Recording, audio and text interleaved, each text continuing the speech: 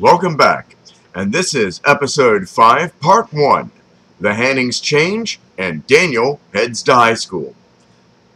This was a difficult time for me. There were a lot of unexpected changes to my life and the Hanning family. For the past 15 years, things were pretty predictable in the Hanning family. Each summer, around late June, early August, the Hanning family went on a family vacation. The first time it changed is when Kenny Ray, my eldest brother, had left for Army. But the family marched on, and we kept having very enjoyable family vacations. Yes, I know, that was what we call a teaser. Coming soon, a whole episode devoted to family vacations. That stopped, and I'm not sure what year, but I am pretty sure why. As I've told you, my father ran his own business in the garage. He was pretty good at repairing televisions, and this was back in the day when it cost less to have a television or radio or phonograph repaired than it cost to go buy a new one at Walmart. So my father had a pretty lucrative business repairing televisions. Now, for many years, the majority of that money had gone to the family vacation, as I told you before. Some each year would go to improving and updating Dad's ham radio station in the garage. We had spent several years running phone patches, and that station was, well, for my father and I, a part of the family. So many lives had been changed by our use of that equipment. So many families momentarily reunited over a vast ocean at a time of terrible war. Dad and I received some local recognition of what we had accomplished, and it was a source of pride for my father and me for many years to come. Those were incredible times, which were now fading into memory. This was the summer before my freshman year of high school. There was no family vacation. Actually, soon, there would be no father. It took me a good many years to put this all together in my head.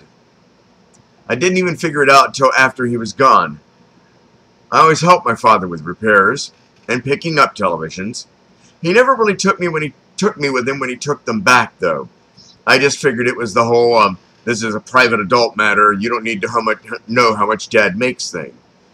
If you're from Texas or the South, you're quite familiar with this phenomenon. One Saturday, at the end of my last year in middle school, or right about then, I helped my father load a television into the back of the family van.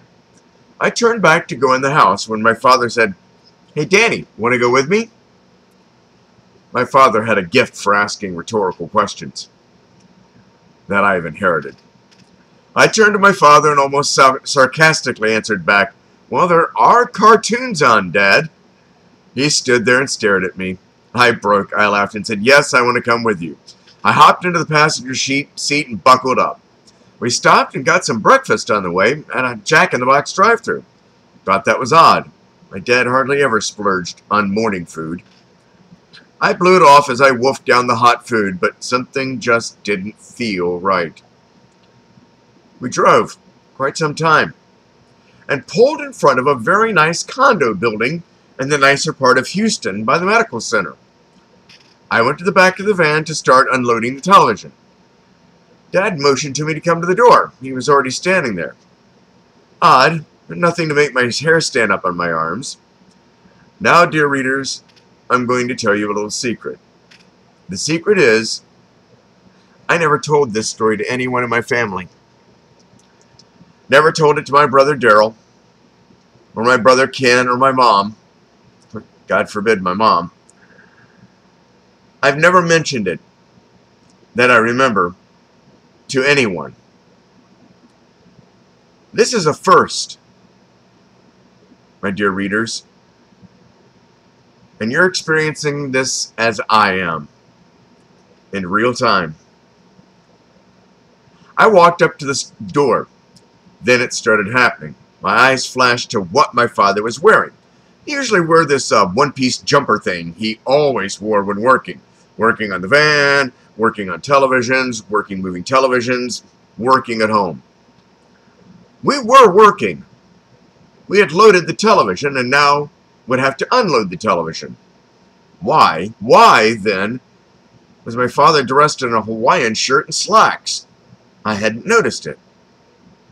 That flashed into my mind just as I approached the front step. That was odd.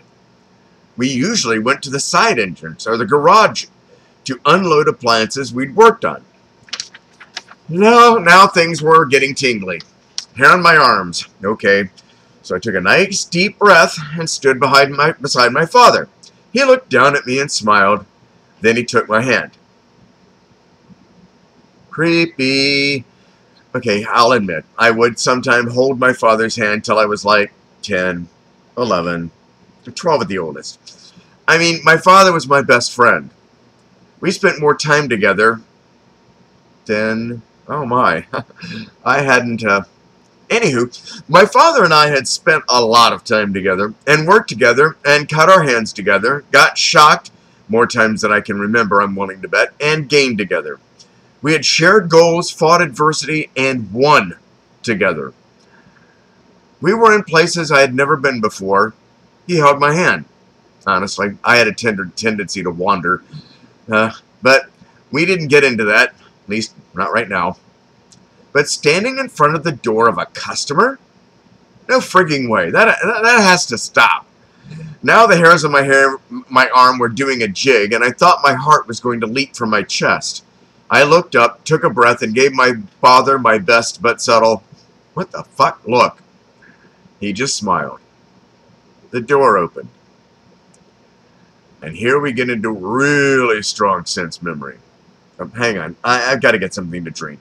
This might take a while. Oh, this is cute.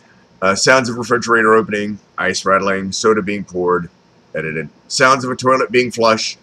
Sounds of someone bumping into something, expletives deleted. Sounds of someone almost following into a leather chair. Deep sigh. Okay, I'm back. We can continue. We were standing there at the front, and the front door opens, and I am blasted with the smells of cinnamon rolls, pork, and I can't stress that enough, and the smells of a new puppy. The older woman greets us with that dang, over-the-top, twangy, does anyone naturally speak that way? I mean, from birth. "Hello, darlings, come on in." Yeah, why bother saying the whole words? My father drops my hand, about time it was getting sweaty, and gives this woman a squinch. Why was my father giving a customer a squinch? That was a family thing. I shake my head, walk into the room, and begin looking for a dog. A puppy. "Danny, I want you to meet Tammy." Tammy, the older woman, extends her hand to me, and I thoughtlessly reach out and shake her hand back. "Nice to meet you, Daniel." And she turns and begins talking to my father.